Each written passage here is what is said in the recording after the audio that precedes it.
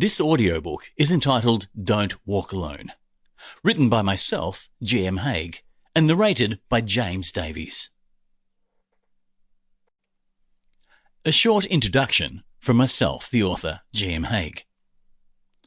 This novel was originally born from a simple, but I think very clever idea from my late brother Stephen in the early 2000s. From there, it's seen a few different incarnations, including being temporarily published under the title Love Sleeps in the Forest. But getting it out there has never quite gotten my full attention as it deserves, because Don't Walk Alone, as it's called now, sort of lurked around the edges of my other genres without really properly fitting in with those titles. In the world of marketing, promotions and platforms, this book was the black sheep of my backlist catalogue family. With this latest new publication, complete with a new title and cover design, and prompted by the opportunity to create this audiobook release, the story got another spit and polish and had a few wrinkles ironed out. But it's important to note that I didn't update the timeline.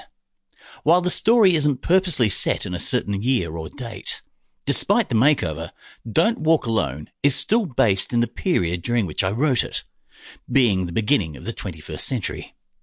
So don't be surprised by the lack of technology in the story, in particular social media and smartphones.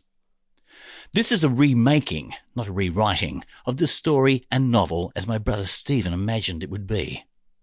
And I wouldn't want to present it to readers and listeners in any other way. It was also a chance to enlist the narrating talents of my good friend James Davies. While James shares his first name with the main protagonist in Don't Walk Alone, I'm fairly certain he's not a serial killer. Not that I know of, anyway. Chapter 1.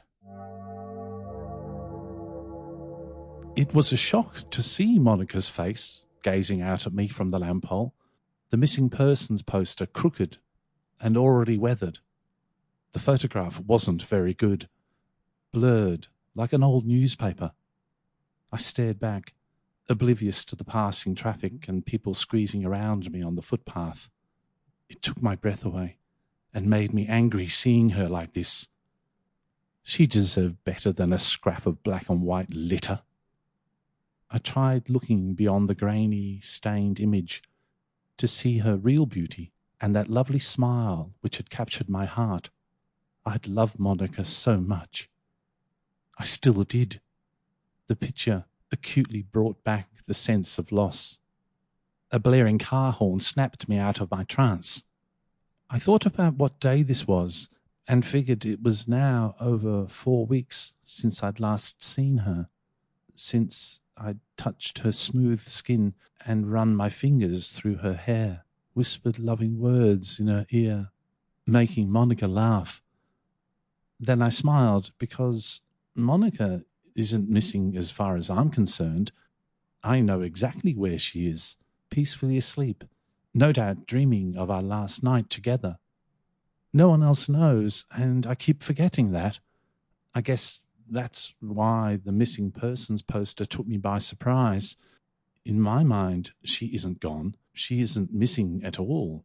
Monica is just sleeping in the forest, and she doesn't want to come home.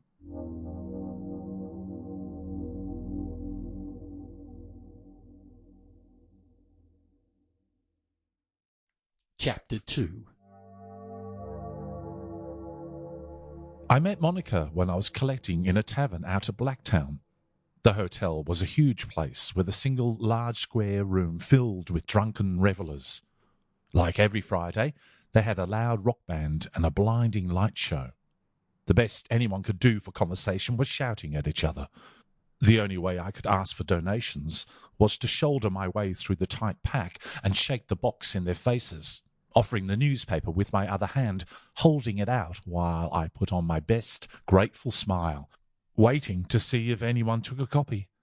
In some ways, the noise and poor lighting helped me. People couldn't see me coming. I found myself in front of a group of youths who were trouble. Ugly fools with ugly minds, and normally I would avoid these sort of people. But before I could turn away, the eye contact happened, and they waited for me to do my thing, so I soldiered on. Sample complete. Ready to continue?